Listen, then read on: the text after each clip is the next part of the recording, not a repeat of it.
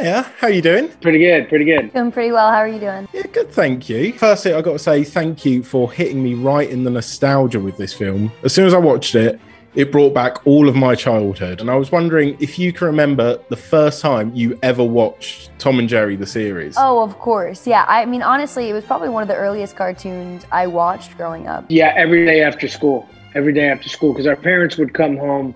We'd get home like around close to 3, which is when Tom and Jerry were gone. But our parents didn't come home till 5. So we had 2 hours of nothing but like some TV, and the first hour was Tom and Jerry. It was silent. It was all miming with amazing music and sound effects. I think so for me, it was one of the earliest cartoons I watched because I didn't have to, be entertained by anything other than watching them do these crazy things on screen and just falling in love with the characters. So I would say at least probably 2 or 3 years old. See, that gets me again. That gets me emotional again. So I'm going to move swiftly on before I start crying in front of you. Before we start crying, I know. Yeah, that'd be embarrassing, but anyway. Anyway. So Tom and Jerry, they are the textbook definition of frenemies. I mean, I think at work I've got alone 11, 12 different frenemies. And it got me thinking, like, on this film maybe, did you have any frenemies that, you loved, but they would just love to prank you and roast you? I would definitely say Tom and Jerry were probably the biggest instigators on set. They were total divas. Yeah. They never came out of their trailer. They never knew their lines. No. I'm going to interview them next, and I'm telling them that you said this. You this. should tell them. You should tell them to straighten their act out, I thought Tom was the catty one, but it's you. Me? No. We all were just having fun with what we were doing, and Tim Story, our director, really sets a wonderful tone on set. I don't know how you got so many frenemies. You might have. I think that says more about me, doesn't it, than it does anyone else. They probably think you're friends. Oh God, now I feel guilty.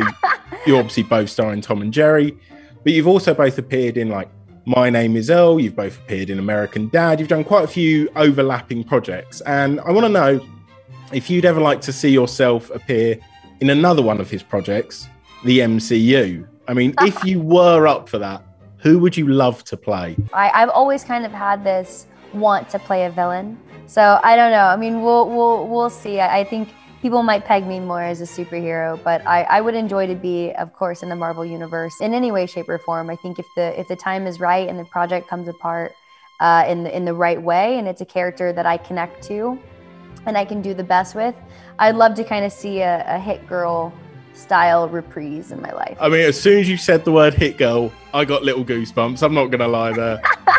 I think, a little bit of Hit Girl, a little less cussing. I'm pretty sure Disney and Marvel would love that. What are you talking about? To be fair, to see Hit Girl having a go at Tom Holland's Peter Parker, I think would just break the internet. Oh my God. I mean, I definitely know that Hit Girl would for sure win that fight. I don't want the Tom Holland fans after me, but you're so right. I mean, what are Webbs going to do against her badassery? Nothing. Don't drag me into this. I don't want to be a part of this. I've got no powers. You've got Nicolas Cage on your side. I've got nothing. Literally. Like, who do you think she would be good as? Well, I mean, we've seen her as Hit Girl, so she can already do any comic book superhero there is. So I'm throwing out Squirrel Girl. I think that's the one I want to see. Squirrel, like... I can't believe I just did that to you. Okay, No, I could hear you. I just wanted you to do that. Oh, okay, great. You've just made the frenemy list. You've made the frenemy list. I just did. And I'm gonna start even more beef now, and probably the most tense question you've ever been asked, okay? Perfect. Whose side are you on? Team Tom or Team Jerry? Definitely on Team Tom.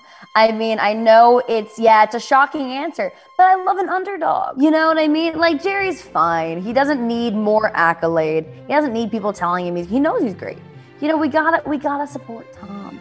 He deserves it. I really enjoy talking to you, but I want to quit this interview now. You picked the cat over the cute little... Yeah, but I love those fluffy ears. Those fluffy ears on Tom are so cute. I think I'm just siding with Jerry because I am also obsessed with cheese. I think I see a lot of myself in him. I see a lot of myself in him. Well, I'm going to furiously leave now that you've picked Tom over Jerry. So I suppose thank you for talking to me. Thank you so much. Thank you very much. Have a good one.